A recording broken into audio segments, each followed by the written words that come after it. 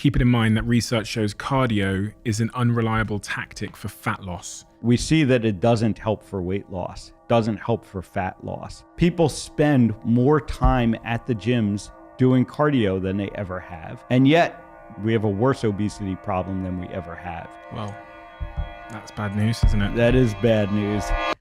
In the book, if I remember correctly, you say that exercise isn't the best approach, isn't the only approach one should consider when thinking about dropping weight and reducing waist size.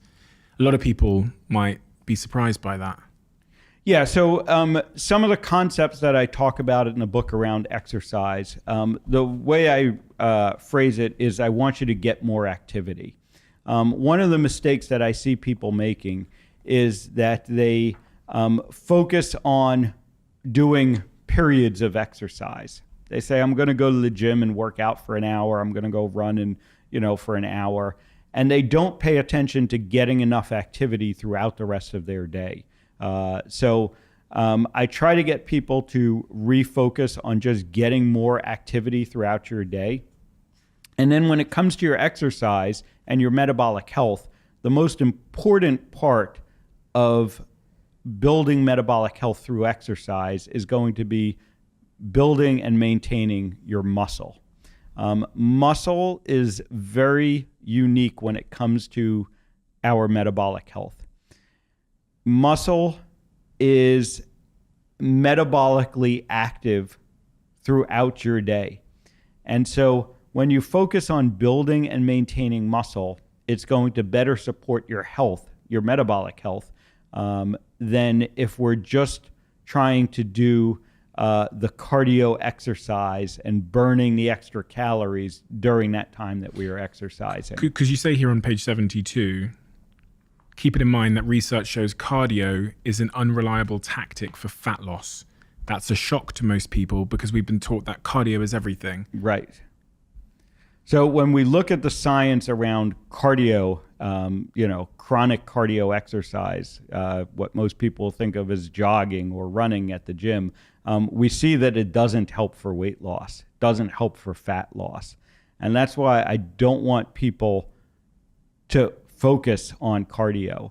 When we look at the macro level of this, we have more gyms today than we ever have. People spend more time at the gyms doing cardio than they ever have. And yet we have a worse obesity problem than we ever have. So cardio is not effective for weight loss. Science is pretty clear on that. Doesn't mean that cardio doesn't have benefits. And I'm not telling people stop all the cardio that you're doing. I just don't want people to think that only by doing cardio are they going to be able to lose weight and lose fat and have long-term success around that. Why, I think that surprises people because, when I do cardio, I sweat. Yep. And I can feel it. It feels like the fat is melting and it's pouring off my skin. So I'm like, I must be losing weight. Right. So it seems like a bit of a head spin that's not helping me lose weight. Why isn't it helping me lose weight?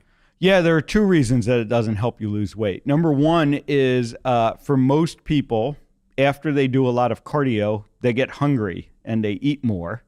So they kind of counterbalance whatever extra calories they may have burnt off doing the cardio.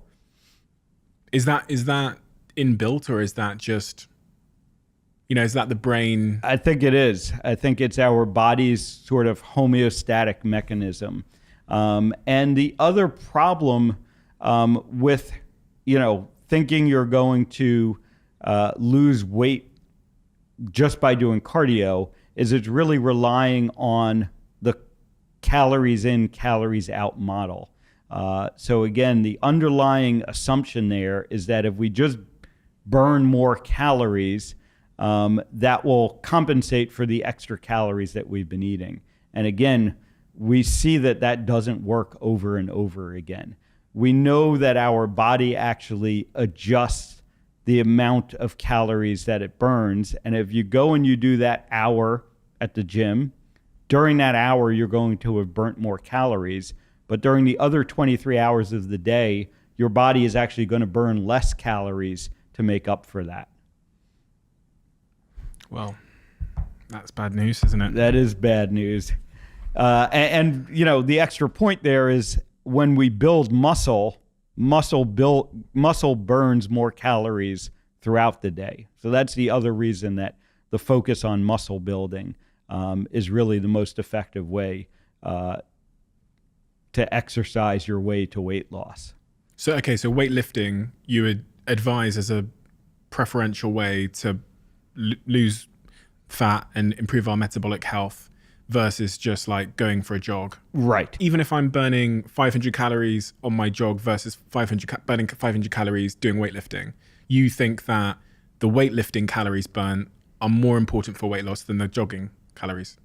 Yeah. So when we look at the science around building muscle, resistance exercise, as I said, we see two unique benefits to building muscle. Number one is that muscle is going to be more metabolically active tissue that we're going to have on us all the time. So we're going to be burning more calories throughout the day, despite the activity that we're doing. But aren't we just going to get more hungry? We don't seem to get more hungry from those, I guess, from that metabolic activity. It's not the same as doing the cardio making us more hungry.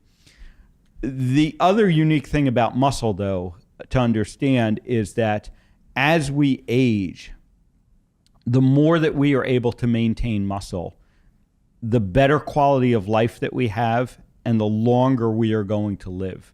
And again, this has been shown in repeated studies, many different areas, heart disease included, that building and maintaining muscle as we get older is one of the best strategies for living longer and for living better.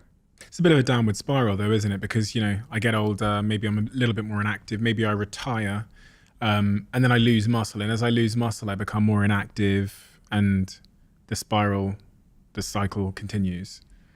So But it doesn't need to be that way. We can maintain muscle throughout our older age. And the keys to doing that is to maintain your metabolic health, is to be eating enough protein, is to be eating whole real food, and is to be continuing to do resistance exercise, resistance activities throughout your lifespan. And we can actually maintain muscle as we get older. If you love the Diary of a CEO brand and you watch this channel, please do me a huge favor. Become part of the 15% of the viewers on this channel that have hit the subscribe button. It helps us tremendously, and the bigger the channel gets, the bigger the guests.